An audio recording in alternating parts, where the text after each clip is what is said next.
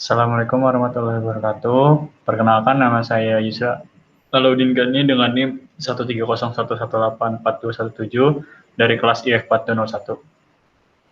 Lalu saya Muhammad Fajar Fadilah dari kelas IF 4201 dengan NIM 13011802272. Oke, pada kesempatan kali ini kita akan menjelaskan hasil dari tugas besar pembelajaran mesin kami. Di sini kita akan melakukan 5 percobaan, yaitu dengan menggunakan klasifikasi NB, SVM, KNN, Logistic Regression, dan Decision Tree. Dan dari hasil 5 percobaan itu, kami akan membandingkan akurasinya. Yang pertama itu adalah eksplorasi data. Di sini kita memanggil import-import variabel yang akan kami gunakan. Dan selanjutnya itu ada data trend. Dari data trend di sini kami mengambil datanya dari data yang telah diberikan sebelumnya, yaitu pada konten salju trend.csv.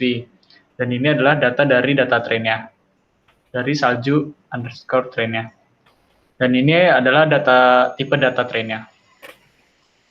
Di sini yang akan kami gunakan yaitu bersalju hari ini dan bersalju besok. Dan selanjutnya itu ada data test. Data test pun kita mengambil datanya sama seperti pada data trend, yaitu pada file yang telah diberikan sebelumnya, yaitu salju_test.csv. Dan berikut adalah data dari salju testnya. Dan ini adalah tipe data testnya. Selanjutnya itu adalah preprocessing data. Yang pertama itu adalah pemilihan fitur. Di sini kita melakukan drop terhadap fitur data objek, kecuali pada fitur bersalju hari ini dan bersalju besok. Dan pada data trend yang kita akan drop yaitu seperti ID, tanggal, kode lokasi, arah angin terkencang, dan lainnya. Dan ini adalah data dari data trendnya.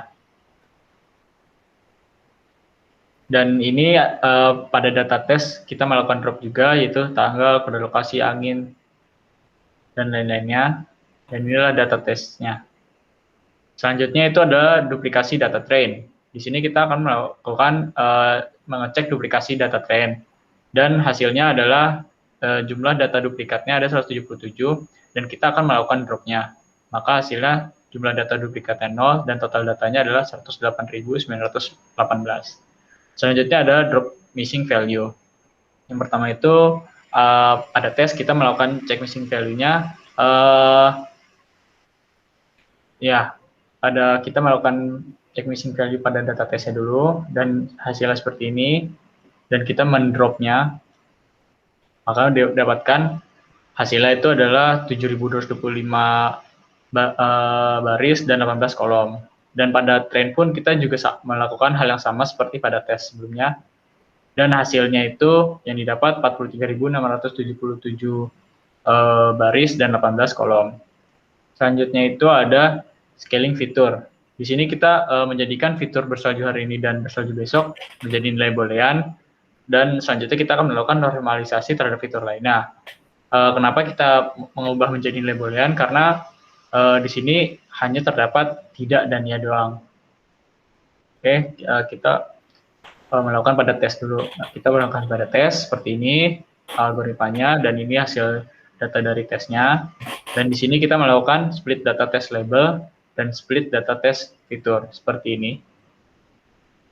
Dan selanjutnya itu kita mendapatkan data sebagai berikut, 7.225,17. Dan pada trend pun kita melakukan hal yang sama seperti pada tes. Split data trend label dan split data trend fitur, dan didapatkan hasilnya 43.677,17. Selanjutnya akan dijelaskan oleh rekan saya, yaitu Fajar. Oke, selanjutnya ada klasifikasi. Pada klasifikasi ini dilakukan menggunakan library scikit-learn dengan menggunakan 5 metode klasifikasi. Gitu. Pertama itu ada metode support vector machine dengan algoritma yang seperti ini. Oke, lalu ada metode naive Bayes. Metode naive Bayes ini merupakan salah satu metode pembelajaran mesin yang memanfaatkan perhitungan probabilitas dan statistik dengan algoritma yang seperti ini. Lalu ada decision tree. metode decision tree dengan algoritma yang seperti ini juga. Lalu ada metode Canary Snake Board dengan algoritma yang seperti ini. Dan ada metode logistic regression dengan algoritma yang seperti ini. Lalu pada tahap evaluasi ini, kami melakukan menggunakan metode confusion matrix. Confusion matrix adalah salah satu analitik prediktif yang menampilkan dan membandingkan nilai aktual atau nilai sebenarnya dengan nilai hasil predik dengan nilai hasil prediksi yang dapat digunakan untuk menghasilkan metrik evaluasi seperti akurasi, precision, recall, dan event score. Ada 4 nilai yang dihasilkan dalam tabel confusion matrix ini, diantaranya adalah true positif, false positif, false negatif, dan true negatif. Lalu pada algoritmanya itu pertama itu kita membuat suatu arahan akurasi, lalu masuk ke metodenya. Pertama ada metode SVM, Super Vector Machine, dengan hasil akurasi 0,792 dan seterusnya.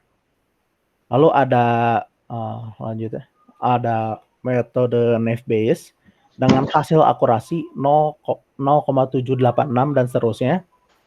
Lalu ada metode decision tree dengan akurasi 0,74972 dan seterusnya.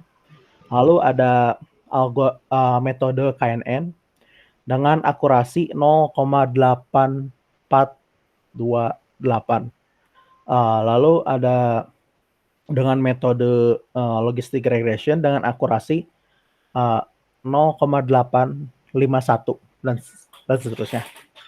Lalu kita melakukan visualisasi dalam akurasi.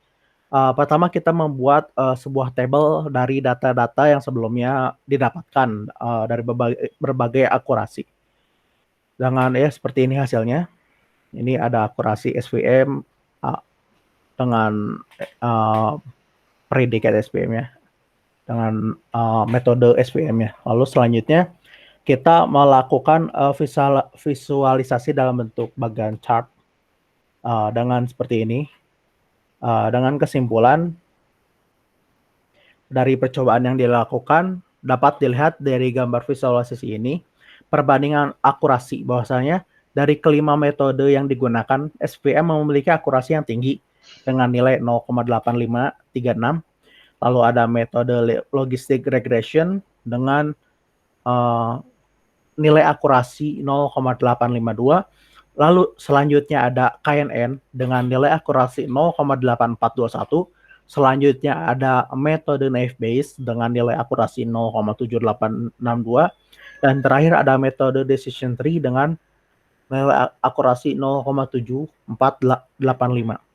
Mungkin sekian dari kami, kurang lebihnya mohon maaf. Wassalamualaikum warahmatullahi wabarakatuh.